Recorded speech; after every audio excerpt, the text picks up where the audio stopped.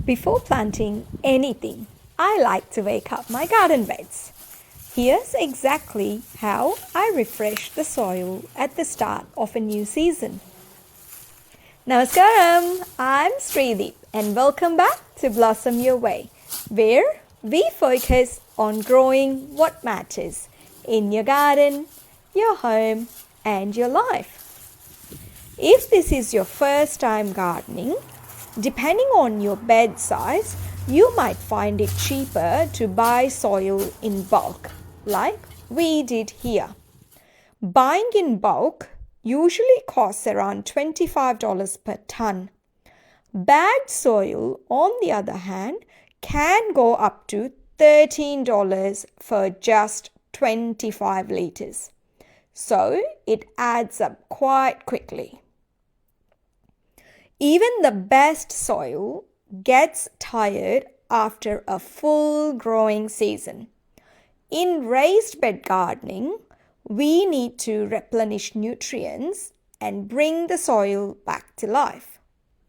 Today, I'll show you how I do this in our beds using a simple, natural process. Our garden bed soil is already in pretty good shape, so we don't need major amendments. But if you look closely, you will notice the top layer looks dry and faded, and that's why we are refreshing. This is bed 1.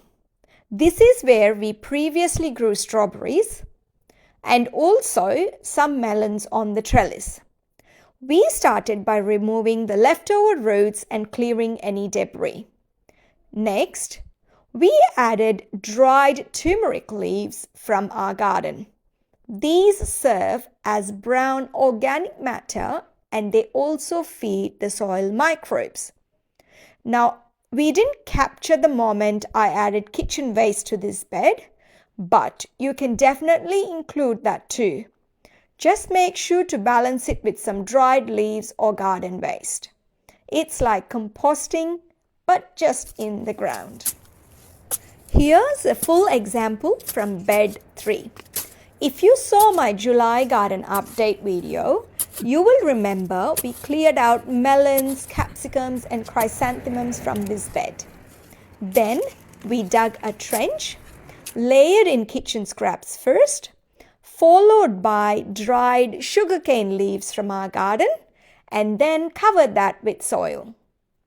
Now, once that was done, we added 1 bag each of compost and chicken manure. We didn't need to top up with fresh soil in this bed since we had already done that 6 months ago after our corn harvest. Now, we leave this bed to rest for 3 to 4 weeks before planting. Now, some gardeners worry that compost can burn roots, but I have been doing this for the past 6 years and never had an issue. I just make sure to give the bed time to settle before I start planting. Now, I don't mix it all too much. The worms, moisture and time do the job beautifully. Now, if you spot earthworms like this, that's a great sign your soil is alive and thriving. And that's it. This bed is now resting and will be ready for planting soon. Next week, I will show you how I prepare soil for pots and containers using the compost and manure we talked about earlier. Until then, please keep growing what matters. And please remember, it doesn't have to be perfect. It just has to begin. Now, if you like this video or you found this content useful, please like, subscribe, and share it to friends and family that love gardening. That's how we can grow together.